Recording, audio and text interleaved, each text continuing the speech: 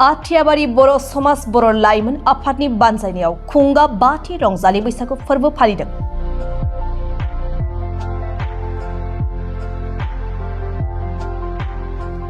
बाक्सानि आथियाबारि बर' समाजनि लांदां फोथाराव खुंनाय बे रंजालि बैसागु फोरबो फालिथायनि हाबाफारि बायदि फुंबिलिनि समाव गाहाय दरखं बेखेवनाय बेखेवगिरि महरै बाहागो लादों डॉक्टर उमेश चन्द्र बर'। गोथार फिरफिलाखौ बिरहोयो आथियाबारि बर' समाजनि आफादगिरि सुक्रेश्वर दैमारिया। रंजालि बैसागु फालिनायनि लोब्बायैनो थुनलाइयारि आरो गेलेमु बादायलायनायबो खुंनाय जादों। बे हाबाफारिखौ बेखेवना होयो मानास वाइल्ड लाइफ सेंचुरीनि भेटेरिनारि डॉक्टर प्रभात बसुमतारिया।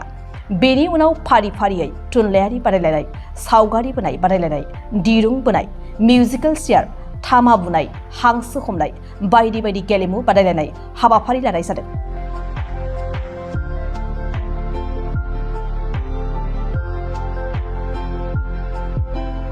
जोबथारनायाव हारिमु मोनाबिलियाव बेखेवगिरि महरै बाहागो लादों आथियाबारि बर' समाजनि समाज सिबियारि बिनय बनवारिया।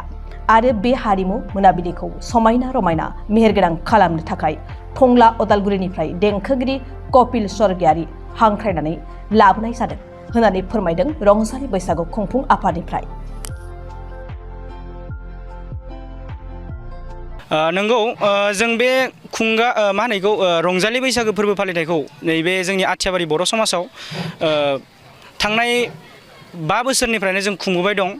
सिगाङाव जोंनि बे ओनसोलनि बैसोगोरा सुबुंफोरा बे हाबाफारिखौ गावसोर खुङोमोन आरो गावसोर आखायाव लानानै गावसोरनो कालेक्सन ओरै खालामनानै गावसोरनो खुङोमोन। बे थांनाय 2 बोसोर सिगांनिफ्राय बिथांमोना होनदों जे जिहेतु फैबाय थानाय समफोराव जाहाथे इयुन जों लाइमोनफोरा जाहाथे समाजाव माबा मोनसे सोलोंनो हायो हारि दानायनि बा समाज दानायनि सोमोन्दै। बेनि थाखायनो बिथांमोना बे बाथ्राखौ साननानै जोंनि आखायाव बे हाबाफारिखौ खुंनो थाखाय गथायनानै होदों। औ, बेखौ जोंनि आथियाबारि बर' समाज बर' लाइमोन आफादनि बानजायनायाव खुंफुंनाय जादों। फुंबिलि समाव मा हाबाफारि जानानै? फुंबिलि समाव जोंहा गिबि हाबाफारि महरै दंमोन दिनैनि रंजालि बैसागो फोरबो फालिथायनि लांगोना बेखेवनाय। बेखौ बेखेवफैदों जोंनि ओनसोलनिनो डॉक्टर उमेश चन्द्र बर'। बिथाङा मुसलपुर साब डिभिजनाव एज ए डक्टर महरै साख्रि मावबाय दङ। बेनि उनाव जोंहा दंमोन फिरफिला बिरहोनाय जथुमानि। बे फिरफिला बिरहोनायाव जोंनि आथियाबारि बर' समाजनिनो आफादगिरि बिथां सुक्रेश्वर दैमारि बिथाङा फिरफिलाखौ बिरहोनानै गालांदों। बेनि उनाव जोंहा दंमोन जौस्रां बेखेवनाय। बे जौस्रांखौ जोंनिनो जायगानिनो लकेश्वर सैनारि होननाय आयं बिथाङा बेखेवनानै गालांदों। आरो बेनि उनाव जोङो थुनलाइयारि आरो गेलेमुवारि बादायलायनायबो लादों। बे थुनलाइयारि गेलेमुवारि बादायलायनायखौ जोंनि मानास वाइल्ड लाइफ सेंचुरीनि भेटेरिनारि डॉक्टर प्रभात चन्द्र बसुमतारिया बेखेवनानै जों होलांदों।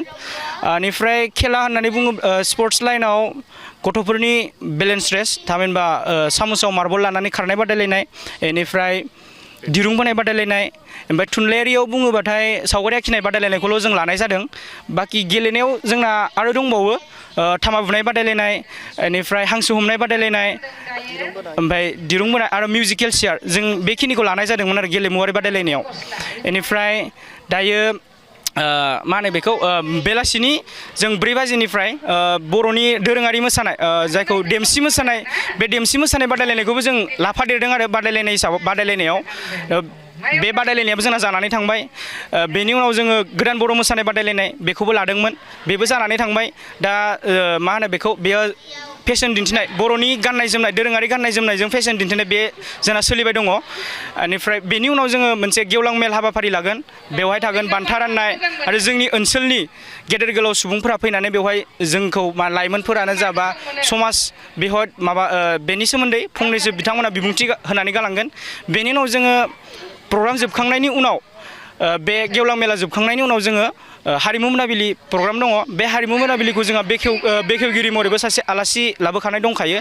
बे बिथाङा जोंनि ओनसोलनिनो बारग' आर्मि एक्स आर्मि, बिथांनि मुङानो जाहैबाय बिनय बनवारी।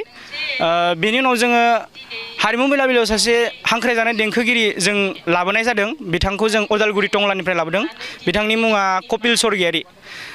बेनिफ्राय लाबिलाव सासे हांख्रायजानाय देंखोगिरि जों लाबोनाय जादों बिथांखौ जों उदालगुरि टंलानिफ्राय लाबोदों बिथांनि मुङा कपिल स्वर्गियारि बेनिफ्राय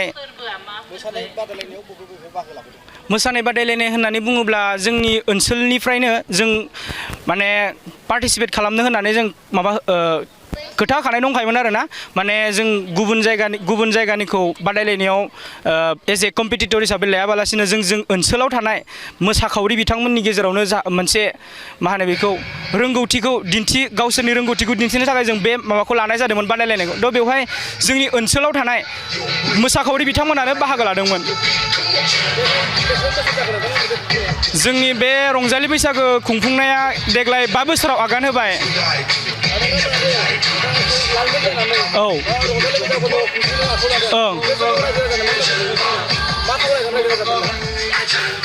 आं सासे बे आथियाबारि बर' समाजनि लाइमोन आफादनि सासे जेनेरेल सेक्रेटारि हिसाबै आं बेखौनो फोस्रावनो लुबैदि माने जुदि ओनसोलाव जों जुदि लाइमोनफोरा बेफोरबायदि हाबाफारिफोराव जुदि जों ओंखारलायोबा जमा-जमायैनो जोंनि गेजेराव खौसेथि जोंनि गेजेराव बन्डिं बे मोनसे माबाया बारायो आङो बेवहाय खामानि मावफानाया 2 बोसोर जाबाय 2 बोसोराव आं ओरैबायदि मोनसे आबहावाखौ माने फेस खालामनो गोनां जादों जाहाथे माने बेवहाय सिगांनि समाव जों बे ओनसोलाव थानाय सेंग्रा सिख्ला बे बोराय बेन्थ' बैसोगोरा सुबुंफोरनि गेजेराव जोंनि गेजेराव माने बेफोरबायदि सोमोन्दोआ बारा एसेबां मोजां नङामोन जों दाबसे गामिनि जों सिनायलायामोन दा बेवहाय 4-6टा पारा दङ बेनि गेजेराव जों गावजों गावनो सिनायलायामोन थांनायाव जोंनाव मोनसे बेवहाय थियाटार लाबोनाय जादोंमोन बेनि गेजेराव बांसिन जोंनि गेजेराव सिनायलायनाया बांसिन दं बेनि उनाव बे बाथ्राखौ नोजोर बोनानै बोराय बैसो जानाय आयंमोनाबो साननानै बुंबाय नोंसोर एबारनि प्रग्रामखौ नोंसोरनो खुंदो